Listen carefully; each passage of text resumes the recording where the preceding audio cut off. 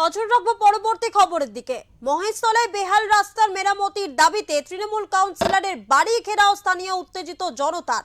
দক্ষিণ 24 পরগনার মহেশতলা পৌরসভার 22 নম্বর ওয়ার্ডে তৃণমূল কাউন্সিলর বিকাশ ব্যানার্জির বাড়ি ঘেরাও করে উত্তেজিত জনতা। স্থানীয় বাসিন্দাদের অভিযোগ, দীর্ঘদিন ধরে রাস্তার বেহাল দশা।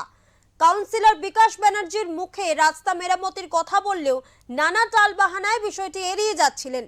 স্থানীয় বাসিন্দাদের এও দাবি, রাস্তা তৈরি তো দূরের কথা, রাস্তার ধারের নয়নজলি এবং পুকুরের পাড়ের গার্ডওয়াল তারা নিজেরাই চাঁদা তুলে করেছেন। মহেশতলা পৌরসভার 22 নম্বর ওয়ার্ডের শেখপাড়া টালি মসজিদ এলাকায় প্রায় 6000 পরিবারের বসবাস। স্থানীয়দের অভিযোগ, দীর্ঘদিন ধরে এলাকার রাস্তাঘাট খারাপ। কাউন্সিলরের বাড়ি ঘেরাও করে বিক্ষোভ দেখানো হয়। খবর পেয়ে ঘটনাস্থলে পৌঁছয় মহেশতলা থানার পুলিশ।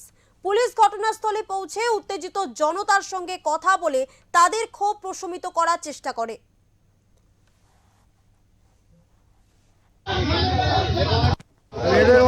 কে কাউন্সিলর? কে কাউন্সিলর? বিকাশ ব্যানার্জি। উনি তৃণমূলের কাউন্সিলর? তৃণমূলের কাউন্সিলর। হ্যাঁ। আর আমরা তৃণমূলটাকে জন্মলগ্ন থেকে করাচ্ছি। আমরা কংগ্রেস থেকে তৃণমূল এসেছি, আমরা সিপিএম থেকে আসিনি। ওনাকে আমরা বলেছিলাম, আপনাকে দাদা এই এলাকার কিছু করতে হবে না, অন্তত এই রাস্তাটা করে দেবেন। উনি বললো, আমি যদি তোমরা যদি এই বুথ থেকে আমাকে ব্যাপকভাবে লিড দাও, আমার 22 নম্বর ওয়ার্ডের সমস্ত কাজ ফেলে রেখে আমি এই কাজটা আগে করে দেবো।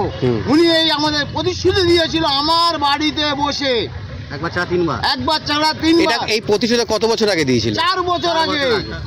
তারপর জেতার আগেও দিয়েছিল, জেতার পরেও দিয়েছিল। তারপর থেকে ওনাকে যখনই বলি হ্যাঁ হবে, হ্যাঁ হবে।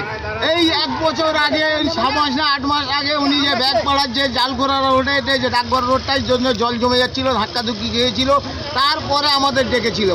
ফের বললো হ্যাঁ ওই রাস্তাটা আমরা করে দেবো।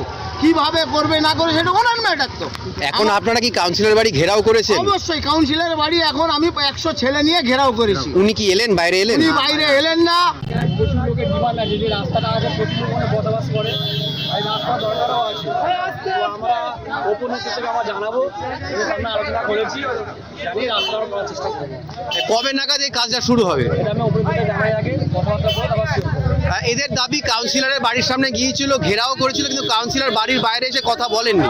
সেটা আমি জানি না, আমাকে কথা বলেন যে উনি বেরোন। আমি এসেছিলাম, এসে দেখলাম এখানে রাস্তা দরকার আছে, রাস্তা করতে হবে। প্রচুর মানুষের বসবাস করে, বাচ্চারা এখান থেকে স্কুল থেকে যেতেও পারছে না। তার জন্য আমরা ওপেনিং থেকে জানিয়েছি, যে কথা বলি তারপর আমরা